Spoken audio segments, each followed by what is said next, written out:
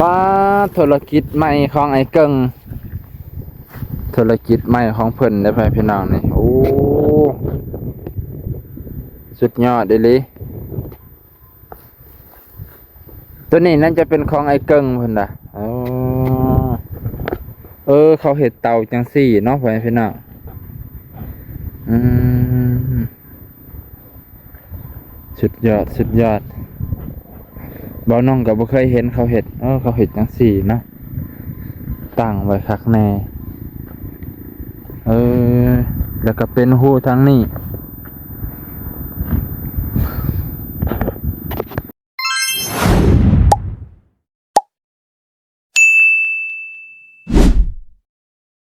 สบายดีเด้อพ่อแม่พี่น้องลุงป้าที่เคารพเช่นเก่าเช่นเคยยินดีต้อนรับเข้าสู่ช่องบ่าวนงพาเลาะพ่อแม่พี่น้อง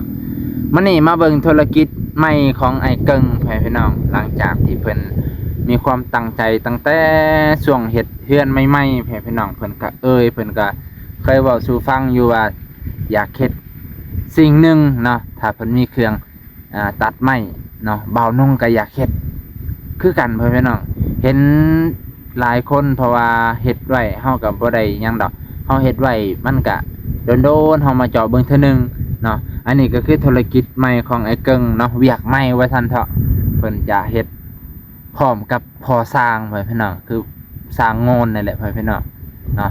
ธุรกิจนั่นก็คือนี่เลยพี่น้องตัวนี่เห็นบ่นี่โอ้เพิ่นเฮ็ดธุรกิจมืดพี่น้อง โอ้ธุรกิจมืดพี่น้องสุดยอดเลยนี่บ่าวนงก็บ่เคยเฮ็ดจักเทื่อได้แบบนี้อยากลองเบิ่งอยู่แบบเฮ็ดจังได๋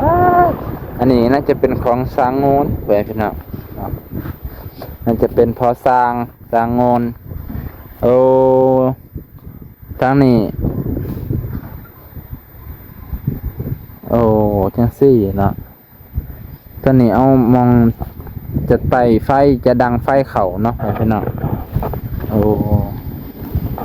นี่ทางนี้สิเอาจูดว่าซั่นเถอะจูดให้มันใหม่จูดให้มันใหม่หลังจากที่ตั้งแล้วจูดให้มันใหม่คือบอนนี้หั่นเพิ่นจะยังก็ผสมดินผสม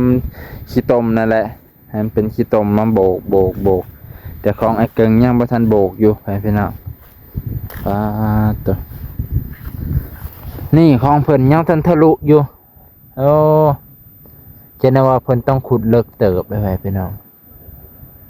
โอ้แต่ละเทื่อนี่ต้องจังซี่เนาะพี่น้องคล้ายๆว่าถ้าเพิ่น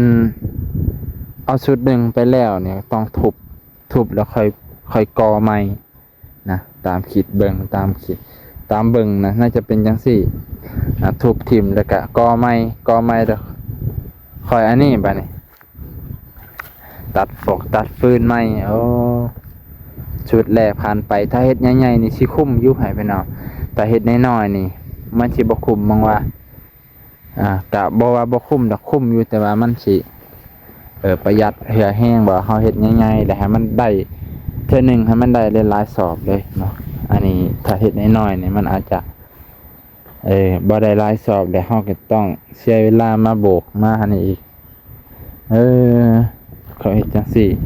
แล้วบัดนี้เขาก็โบกติดเลยเนาะเขาก็สิก่อขึ้นขี้ต้มก็สิปะใส่ไม้นี่เลยนะน่าจะจังซั่นนี่ฮู้ฟิลฮ้อนบ่วะ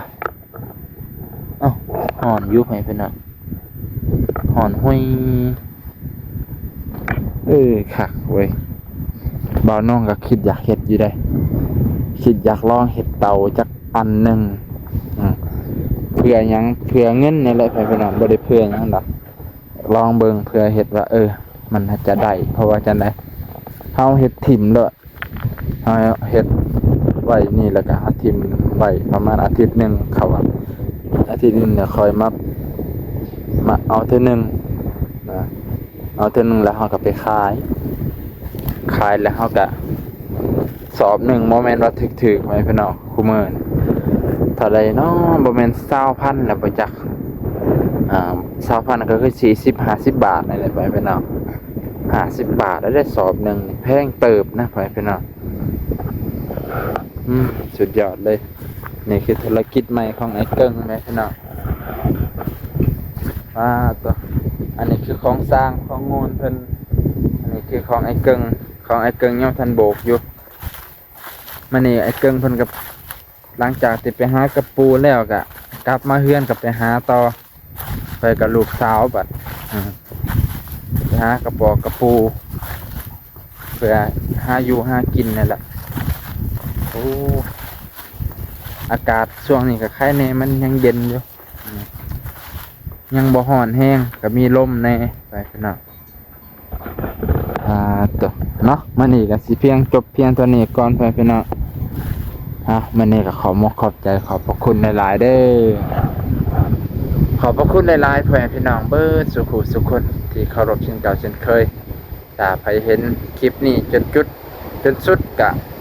อยู่ดีมีแห้งเจ็บอย่าได้ใครอย่ามีอย่าเจ็บอย่าจนรวยๆเฮงๆปังๆเบิดสุขุสุขคน